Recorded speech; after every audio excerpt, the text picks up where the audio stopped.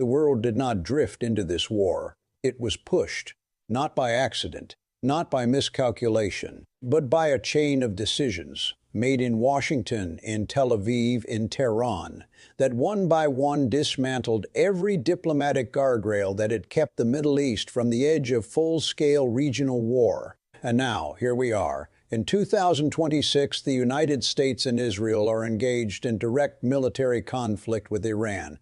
Not proxy skirmishes, not covert sabotage operations, not carefully worded warnings delivered through back channels. We are talking about confirmed American airstrikes on Iranian soil, Israeli ground forces operating inside Lebanese and Syrian territory simultaneously, and an Iranian regime that has made the calculation, perhaps the most dangerous calculation in decades, that it has nothing left to lose. That calculation changes everything. This is not a regional flare-up. This is not another Gaza ceasefire negotiation or a Houthi missile intercepted over the Red Sea that the news cycle forgets by morning. What is unfolding right now across the Middle East is a structural collapse of the deterrence architecture that has, imperfectly and often brutally, kept this region from a war involving American troops since 2003. That architecture is gone, so let's establish what we know right now at this moment. The United States has confirmed military strikes targeting Iranian Revolutionary Guard Corps facilities, specifically command and control infrastructure in the western Iranian provinces of Ilam and Kermanshah. The Pentagon has described these as precision operations conducted in coordination with Israeli Defense Forces intelligence. The Israeli government, for its part, has declared a state of active military engagement and placed its entire northern and eastern defensive perimeter on maximum readiness. Iran has not been silent. Tehran has announced, through state media and through a rare direct address by the supreme leader, that what the United States and Israel have done constitutes an act of war, not a provocation, not an escalation, an act of war. And Iran has promised a response that, in their words, will redefine the cost of aggression in the region. Those are not the words of a government looking for an exit ramp. Meanwhile, oil markets have gone into shock. Brent crude surged past $120 per barrel within hours of the initial strike confirmation. The Strait of Hormuz, through which nearly 20% of the world's oil supply flows every single day, is now being described by shipping industry sources as a high-risk transit corridor. 3 major tanker operators have already suspended passage. The economic shockwaves are already radiating outward. The geopolitical ones have only just begun. What led to this moment? How did a conflict that many analysts as recently as 18 months ago described as manageable spiral into direct U.S.-Iran military engagement? Who made the decisions that brought us here? And most critically, what happens next? Over the next 30 minutes, we are going to walk through every layer of this crisis, the history that made it inevitable, the events that triggered it, the intelligence assessments that warned it was coming, and the 2 very different futures that now lie ahead. This is the story the world needs to understand right now. If you are watching this for the first time, subscribe, turn on notifications, because this story is moving fast and every update matters. Let's begin. To understand how the United States and Israel arrived at direct military conflict with Iran in 2026, you have to go back further than most people are willing to go. Because this war did not begin with a single strike. It did not begin with a single speech, a single sanction, or a single miscalculation. It began with decades of accumulated grievance, strategic competition, and a fundamental clash between 2 incompatible visions of what the Middle East is supposed to look like.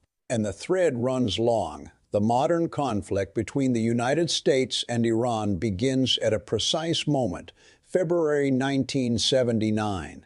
The Islamic Revolution sweeps Ayatollah Khomeini into power, and the government that replaces the American-backed Shah immediately reorients Iran's entire foreign policy around one central axis: opposition to American and Israeli influence in the region. This is not incidental.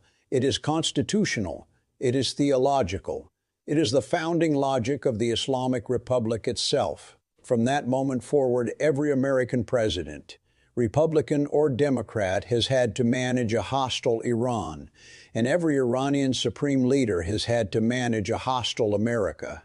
The relationship has never been neutral. It has only ever oscillated between cold confrontation and active crisis. When the United States invaded Iraq in 2003, it inadvertently handed Iran a strategic gift. With Saddam Hussein, Iran's most powerful regional rival, removed from the board, Tehran moved quickly to fill the vacuum. Iranian-backed militias embedded themselves in Iraqi politics. Hezbollah, already a formidable force in Lebanon, received increased funding and military hardware. The so-called axis of resistance, Iran's network of proxy forces stretching from Baghdad to Beirut to Gaza, began its serious expansion. Washington watched this happen and largely failed to stop it. In July 2015, the Obama administration achieved what many considered the diplomatic achievement of the decade: the Joint Comprehensive Plan of Action, known as the JCPOA. Iran agreed to dramatic reductions in its nuclear program in exchange for sanctions relief.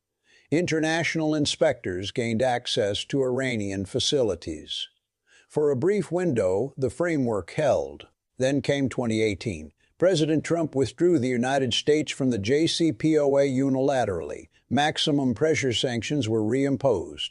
Iran's economy contracted sharply, and Tehran, after initially attempting to salvage the deal with European partners, began methodically, deliberately, and openly advancing its nuclear program beyond every threshold the JCPOA had established. The diplomatic architecture was gone, and Iran had learned a lesson. Agreements with Washington were conditional on who occupied the White House. On January 3, 2020, a U.S. drone strike at Baghdad International Airport killed General Qasem Soleimani, the commander of Iran's Quds Force and arguably the single most important architect of Iranian regional strategy. Over 2 decades.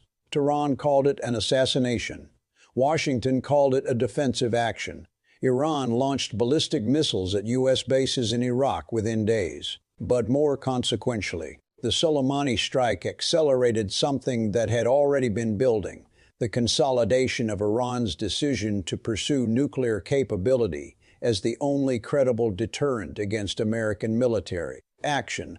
If conventional deterrence could not protect their most important general, Tehran concluded, then nuclear deterrence was the only language Washington would ultimately respect. The October 7, 2023 Hamas attack on Israel and the subsequent Israeli military campaign in Gaza pulled every regional actor closer to direct confrontation. Hezbollah opened a second front from Lebanon. Houthi forces in Yemen began targeting commercial shipping in the Red Sea. Iranian-backed militias in Iraq and Syria struck U.S. military positions repeatedly. The United States responded with targeted strikes. Israel expanded its operational footprint, and Iran, publicly maintaining a degree of deniability while privately coordinating with every front, edged closer and closer to the threshold of direct engagement. By late 2025, that threshold had effectively ceased to exist. 3 developments in 2025 made the 2026 conflict structurally inevitable. First, Israeli intelligence confirmed and shared with Washington that Iran had crossed the nuclear breakout threshold. Not a weapon, not a test, but sufficient enriched material and sufficient technical capability to assemble one within weeks if the order was given. Second, a series of Iranian coordinated strikes on Israeli northern infrastructure, attributed officially to Hezbollah but directed from Tehran, killed a significant number of Israeli civilians and triggered a formal Israeli declaration that the rules of engagement had permanently changed. Third, the Trump administration, returning to power in January 2025, made a series of public and private commitments to Israel that effectively greenlit military action against Iranian territory if Iranian proxies continued offensive operations against Israeli soil. The countdown by that point was already running. Understanding what actually happened, in sequence, in detail, without the noise of competing propaganda, requires separating confirmed facts from contested claims. Because in a conflict this complex, involving this many actors with this many competing interests, the information environment is itself a battlefield. The immediate trigger for the U.S.-Israel military operation against Iran was a coordinated strike on the Israeli port city of Haifa. The strike involved a combination of long-range ballistic missiles and drone swarms, a layered attack designed specifically to overwhelm Israel's Iron Dome and Arrow air defense systems. Simultaneously, Israeli defense forces intercepted the majority of the incoming munitions, but not all of them.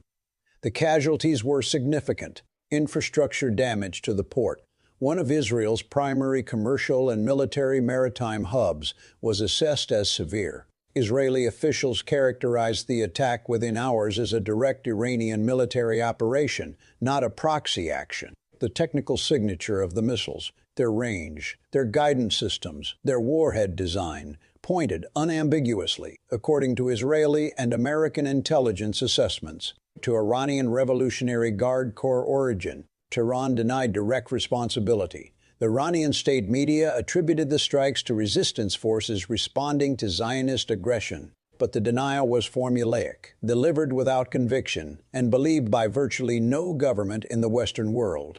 Within 72 hours of the Haifa strike, the National Security Council convened multiple emergency sessions at the White House. Senior Pentagon officials presented the president with a tiered options package, ranging from additional sanctions and cyber operations at the lowest end to direct kinetic strikes on IRGC infrastructure at the highest. According to multiple sourced reports from Washington correspondents and national security journalists, the decision to authorize direct strikes was made at the upper tier. The stated rationale, communicated publicly by the Secretary of Defense in a press briefing, was threefold: that Iran had crossed from proxy engagement to direct military aggression, that the nuclear breakout timeline demanded immediate action before deterrence became structurally impossible, and that American credibility in the region required a response that matched the severity of the provocation. According to the official American and Israeli account, the strikes conducted against Iranian territory were narrowly targeted, carefully deconflicted, and designed to achieve specific degradation objectives without triggering a broader war. U.S. forces, operating from carrier strike groups positioned in the Persian Gulf and the eastern Mediterranean, launched a combination of Tomahawk cruise missiles and stealth aircraft strikes against IRGC command and control facilities in the Kermanshah and Ilam provinces of western Iran. The Pentagon stated that these facilities served as the operational coordination hubs for the ballistic missile program elements directly responsible for the Haifa attack. Israeli forces, operating in coordination, conducted simultaneous strikes on Hezbollah command infrastructure in the Bekaa Valley of Lebanon and on Iranian-linked weapons depots in eastern Syria. Both governments described the operation as limited in scope, proportionate, legally grounded, and not intended as the opening phase of a broader war. Tehran's account is dramatically different and strategically constructed to serve a specific purpose. Iranian state media and government officials characterized the strikes not as a targeted response to the Haifa attack, but as a premeditated American-Israeli act of aggression that had been planned well in advance, using the Haifa incident as a pretext. Iranian officials pointed to the scale and coordination of the strikes as evidence that this was not an improvised retaliatory action, but a pre-planned military operation. The Supreme Leader's office released a statement describing the strikes as a declaration of open war against the Islamic Republic and the entire axis of resistance. Iran's foreign minister called for an emergency session of the United Nations Security Council. Russia and China, both permanent members, echoed Tehran's framing, calling the strikes a violation of Iranian sovereignty and demanding an immediate cessation of hostilities. Analytical honesty requires acknowledging what we do not yet know. The precise casualty figures from both the Haifa attack and the U.S.-Israeli strikes remain disputed. Independent verification of the Iranian sites that were struck is not yet possible.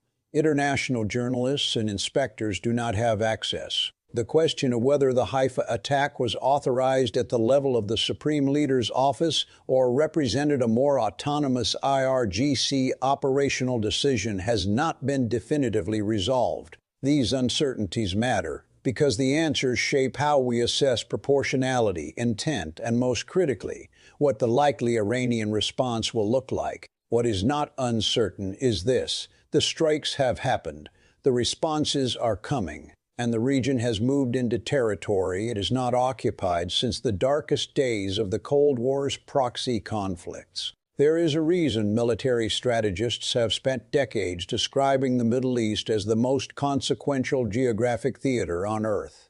It is not sentiment. It is not history alone. It is geometry, the cold, precise geometry of oil, water, air corridors, and nuclear proximity that makes every military action in this region reverberate far beyond its immediate coordinates. What has just happened between the United States, Israel, and Iran is not simply a bilateral exchange of strikes. It is a fundamental restructuring of the strategic balance that has governed this region for 40 years. The IRGC facilities targeted by American forces in Kermanshah and Elim provinces were not arbitrary selections. These locations sit at the western edge of Iran's most sensitive military geography, close to the Iraqi border, close to existing U.S. force positioning in Iraq, and critically close to the underground tunnel networks that Iran has spent the better part of a decade constructing to protect its missile arsenal from exactly this kind of air assault. Kermanshah has been identified in multiple open-source intelligence analyses as a key logistics and coordination node for Iran's western-facing military operations, the hub through which materiel, intelligence, and operational direction flow toward Iraqi militias, toward Syrian-based forces, and indirectly toward Hezbollah in Lebanon. Striking it does not eliminate Iran's proxy network, but it severs a critical artery. The Elim facilities housed elements of Iran's medium-range ballistic missile maintenance and storage infrastructure, the same class of missiles whose technical signatures matched the Haifa attack. Degrading these facilities directly reduces, at least temporarily, Iran's capacity to conduct repeat operations of equivalent scale. This is not a knockout blow. Iran's military infrastructure is distributed, hardened, and deliberately redundant. But the degradation is real, and the strategic signal is unmistakable. No strategic analysis of this conflict is complete without confronting the Strait of Hormuz directly, 21 miles wide at its narrowest point. Flanked on the northern shore by Iranian territory, traversed daily by vessels carrying approximately 17 to 20% of the world's total oil supply. The Strait of Hormuz is not simply an important waterway. It is the single most critical energy choke point on the planet, and Iran has spent decades developing the military capacity to close it. Anti-ship missile batteries positioned along Iran's southern coastline, mine-laying capabilities that can be deployed rapidly across the strait's navigable channels, fast attack boat swarms designed to overwhelm conventional naval defenses. Iran cannot project power globally, but it can, with credible probability, make the Strait of Hormuz impassable for commercial shipping for a significant period of time. The moment Tehran makes that decision, if it makes that decision, the economic consequences for the global economy become immediate, severe, and potentially cascading. For Israel, the strategic calculus is simultaneously offensive and deeply defensive. The simultaneous strikes on Hezbollah infrastructure in the Bekaa Valley and Iranian weapons depots in Syria, where the Israeli military's attempt to execute what defense planners call preparing the battlefield, degrading the most immediate threats to Israeli territory before a broader Iranian response can be organized and launched. Hezbollah represents the most serious conventional military threat Israel has ever faced from a non-state actor, with an estimated arsenal of over 150,000 rockets and missiles, ranging from short-range Katyushas to precision-guided munitions capable of striking Tel Aviv. Hezbollah is, in purely military terms, a more immediate threat to Israeli civilian infrastructure than Iran itself. Degrading its command infrastructure, its precision missile stockpiles, and its logistical supply lines from Iran is therefore not peripheral to Israeli strategy. It is central to it. Here is the strategic reality that no amount of careful diplomatic language can obscure. Iran is, as of 2026, a nuclear threshold state. It has the enriched material. It has the technical knowledge. It has the delivery systems. What it does not yet have, or has not yet confirmed to have, is an assembled, tested, deployable nuclear weapon. That distinction is narrowing. Every military strike on Iranian territory accelerates the internal Iranian political argument in favor of crossing that final threshold. The logic inside Tehran's security establishment runs as follows. Conventional deterrence has demonstrably failed to prevent American and Israeli military action on Iranian soil. The only deterrent that the United States has historically respected, as demonstrated by its posture toward North Korea, is nuclear capability. That logic is not irrational. It is coldly rational. And it is precisely why the strategic stakes of what is happening right now extend far beyond the immediate military exchange. Every day this conflict continues without a diplomatic resolution is a day in which the argument for Iranian nuclear weaponization gains additional domestic political force inside the Islamic Republic. The United States and Israel understand this, which is why the operational objective is not simply to punish Iran for the Haifa attack. It is to achieve sufficient military degradation quickly enough to force a strategic reassessment in Tehran before that internal argument reaches its conclusion.